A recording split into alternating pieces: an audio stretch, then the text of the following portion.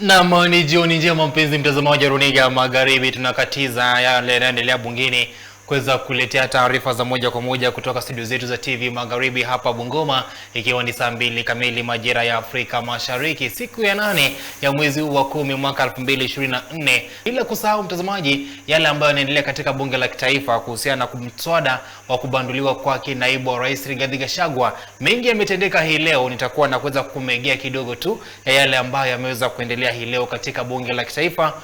Mimi ni Brandford Namure.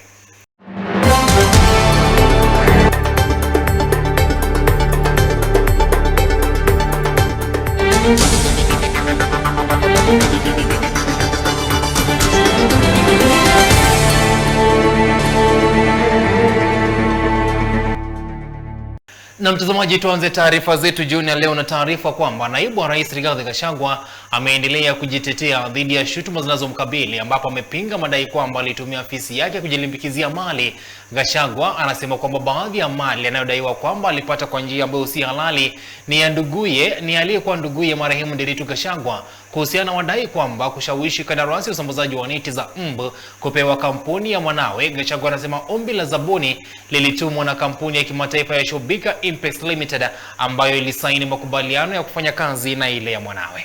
I'm aware of a foreign company known as Shobika Impex Private Limited, domiciled in India, and which appointed Crystal Kenya Limited as its local agent in the year 2014. That is 8 years before Rigathi Gachagua became the deputy president.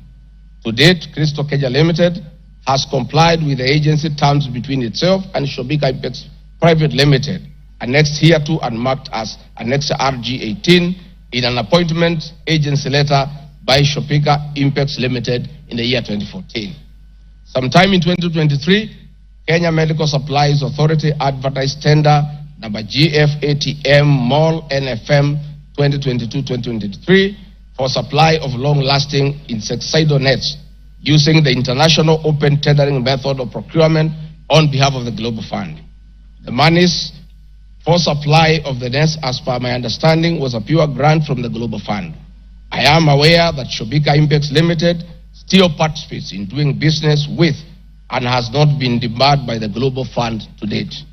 I believe being technically qualified to provide and deliver the goods subject of the tender document, having the financial ability to do so, and without their participation or assistance from Crystal Kenya Limited, Shobika Impex Private Limited independently participated and submitted in its bid in response to the subject tender pursuant to an invitation by KEMSA.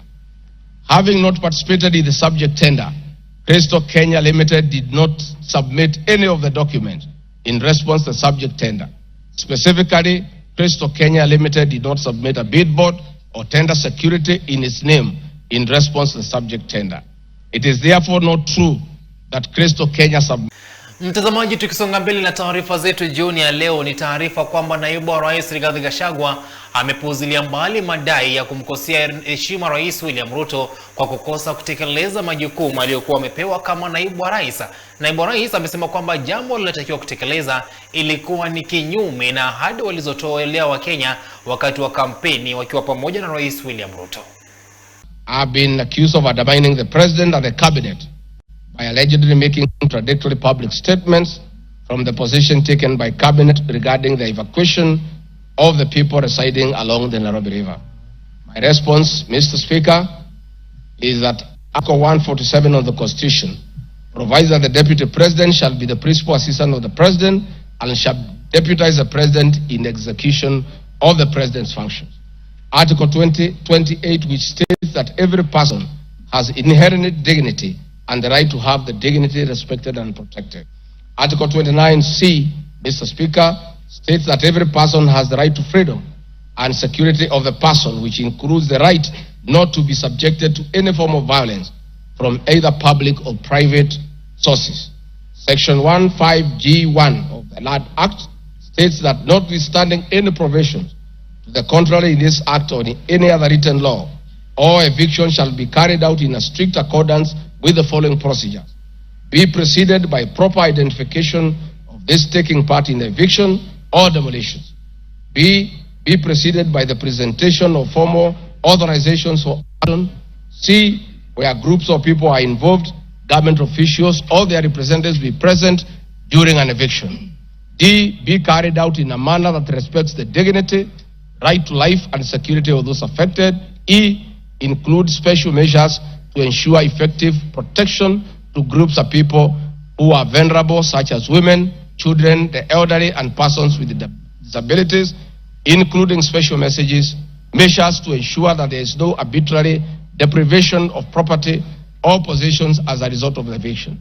This includes mechanisms to protect property and possessions left behind involuntarily from destruction, to respect the principles of necessity and proportionality during the use of force, and give the affected persons the first priority to demolish and salvage their property. Critically, our Constitution provides at 147(2) that first the Deputy President shall perform the functions conferred by this Constitution and any other functions assigned by the President. Pursuant to Article 3 of the Constitution, I, as well as every other citizen of Kenya, and state or public officers have an obligation to respect, uphold and defend this. Na tukisalia katika masuala haya yake naibu wa rais, ni taarifa kwamba naibu wa rais Rigathi Gachagua ameendelea kukana mashtaka dhidi yake katika bunge la kitaifa. Gachagua amejitenga na madai kwamba aliingilia uongozi wa serikali ya kaunti ya Nairobi, aliweza kumdhalilisha jaji Esther Maina na kuweza kumdunisha mkurugenzi mkuu wa idara ya kitaifa ya ujasusi Nurdin Haji. There is an accusation of alleged sensational but false accusations against the Honorable Lady Justice Esther Maina. My response, Mr. Speaker, it is alleged the special notice motion on ground 4 on page 14 at a gross violation of the Constitution that I publicly attacked the Honorable Lady Justice Esther Maina and forcefully threatened to bring action against her. First, Article 160, Sub-Article 5 of the Constitution provides that the judge cannot be found liable in a court of law for actions taken in good faith in lawful performance of their work. My statements were protected speech consequent to a decision by the learned judge in a matter involving my personal assets, which I disagreed with and found to be wholly unfair. The matter having been concluded at that stage, my criticism of the decision was not sub judice, nor in any manner prohibited by law. While I respected the ruling of the learned judge, I was in absolute disagreement with it. Contrary to the assertions in the special motion, I did not forcefully threaten to bring action against the learned judge. I took actual legal action available to every citizen of Kenya under Article 160B, subsection 2 of the Constitution, which allows any person to petition the Judicial Service Commission for removal of any judge and file a legal complaint before the Judicial Service Commission, JSC, in March 2020. The complaint being live before JSC, discussion of the conduct of the judge in the same manner here would be sub judice. A copy of the complaint is annexed herewith and marked Annexure RG20. Mtazamaji, tukisonga mbele na taarifa zaidi ni kwamba wabunge wameendeleza hoja kumtimua mamlakani naibu wa rais Rigathi Gachagua kufuatia tuhuma 11 zinazomkabili kwenye vikao vya hii leo vilivyoanza saa 3 asubuhi. Ni kwamba vikao hivyo vilisheheni shutuma dhidi ya naibu wa rais Rigathi Gachagua kwa kukiuka katiba. Himself directors in some of those companies, transfer some of those properties to himself, disinherit some of the beneficiaries, the kids of the late, and put them to himself. And then one particular case, Honorable Speaker, is the Olive Garden Realtors, Honorable Speaker, that was actually altered on 2nd of March 2022, using the position of power to his own advantage, Honorable Speaker. How can you explain that? He will then tell you, Honorable Speaker, that I bought its willing buyer, willing seller. Really? Does it mean that all your money that you've acquired, which is also questionable, the only property that you could identify is the property that is under the care or is supposed to help the family and the widows of your late brother? How wicked can we be? Then you come in full glare of camera and tell the members of the public that please let my brother rest in peace. I decided to hold this property in trust for them when the brother, the kids, the widows, and the daughters and sons of the late are languishing in poverty and complaining and crying. It is total shame. You cannot use your position for that. Honorable Speaker, these are practical examples, and I'm telling my honorable members to acquit themselves and go through ground 7, Honorable Speaker. It is actually on page 16 to 30. This is nothing but gross violation of the law, Honorable Speaker, taking advantage of their own power. Mr. Speaker, these people of EACC did a service to this country, because for you to be elected, you must go through EACC. Mr. Speaker, this deputy president was a DO, and Mr. Speaker, he was a DO. And as a DO, he was sacked on 30th July 1997 as a DO. And the reason why he was sacked, and I will table this later, that the EACC did not do its work and it cleared him to be a member of parliament and to be a deputy president, yet he was not supposed to be. We as parliament must navigate that issue so carefully that the passengers called Kenyans remain safe. Mr. Speaker, that is extremely important. Why? We are in a very unique position where we have a president and a deputy president, but we do not have an IBC. If anything happens right now, as we are going to, if we impeach the deputy president as we want to, as we need to, the position can be filled even without an IBC. The deputy president, as the second in command, should act as a father figure to members of parliament and the community at large. Far from it, the deputy president, during his tenure, has been divisive and very egocentric. Na mtazamaji, wa Bunge wakitoa maoni yao kuhusiana na kubadilika kwa naibu rais Rigathi Gachagua, pia Wakenya wamekuwa na ya kusema. Wakazi kutoka kaunti ya Uasin Gishu wakimtaka Rais William Ruto kumsamehe Gachagua ili waendelee kufanya kazi ya kuwahudumia Wakenya kwa pamoja. Hatua yanasema kwamba itadumisha utangamano. Wanasema kwa sasa wabunge wanapaswa kutumia nafasi zao kuhakikisha kwamba maisha ya wananchi yanaboreka, bali sio kumpandua naibu wa rais. Hapa si bunge la wananchi. Mimi naendelea kulingana na hiyo maneno ya impeachment. Wabunge wameongea, wengine wamepinga, lakini naona tu majority wameunga. Aende tu nyumbani, aende elimu. Alisema ya kwamba alikuja kuongoza akiwa na mali. Sasa aende tu alinde mali yake. Mimi ningependelea jinsi nimeona tangu Ruto na Gachagua wachukue uongozi ya hii nchi. Gachagua amekuwa mtu ya kutoa matamshi ile mbaya. Kitu ya kwanza kenye Gachagua niliudhi nayo ile mambo yenye Gachagua alisema ati hii Kenya ni shareholders.